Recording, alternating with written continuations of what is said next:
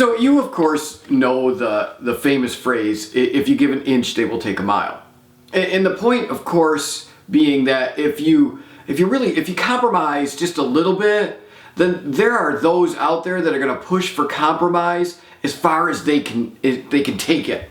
It's a concern, really, for many in life. The National Rifle Association sees this concept as true, and that's why they really give a lot of pushback against any legislation that promotes gun control, fearing that once you allow just a little bit of gun control, even if it seems to be reasonable, then there will be a push for even more gun control, and that's what automatically ensues as a result of this. And there's a lot of other instances where we would insert the phrase "give an inch and they'll take a mile." So often we stand our ground that we might not actually be so quite so firm on, simply out of fear of the realization that once I compromise just a little bit, that rolling ball will never be stopped. Which brings us to this concept that's found in the book of Ephesians. It's in the middle of a section where Paul's giving instructions for how believers in Jesus Christ should be really doing life. And this is what Paul says in Ephesians chapter 4 and verse 29. He says, "Do not let any unwholesome talk come out of your mouth, but only what is helpful for building others up according to their needs, that it might benefit those who listen."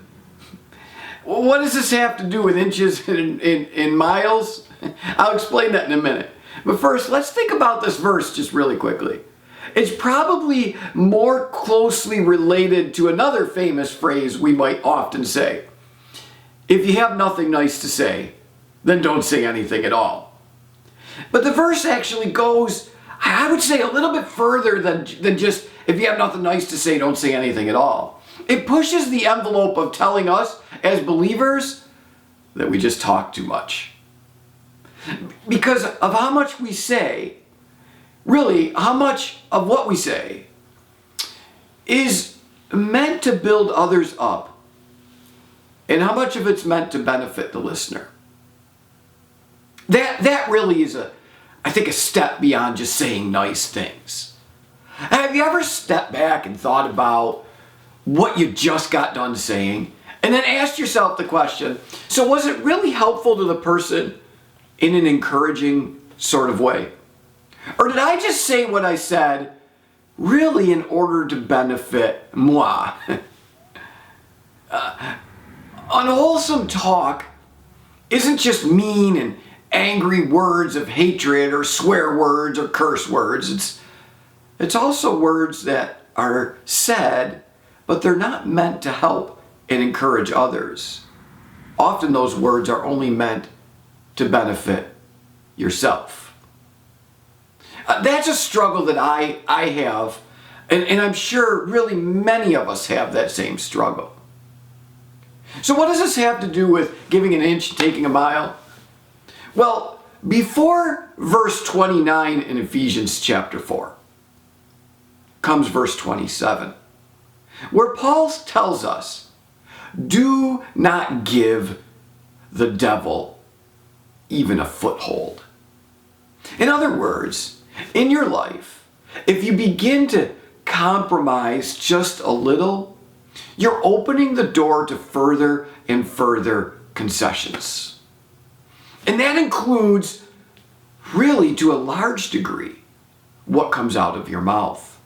Now I get it. James tells us that really if anyone is never at fault in what they say, that they would be able to keep their whole body in check. In other words, they would be perfect if they could hold their tongues correctly. And I think that holding our tongues, that's really significant. What we say is really significant because it keeps the devil from getting a foothold. Today I encourage each of you to work together with me on this one thing. Making everything that I say and that you say wholesome, helpful, for building others up according to what they need, not what you and I need from them. Let's just give that a try together.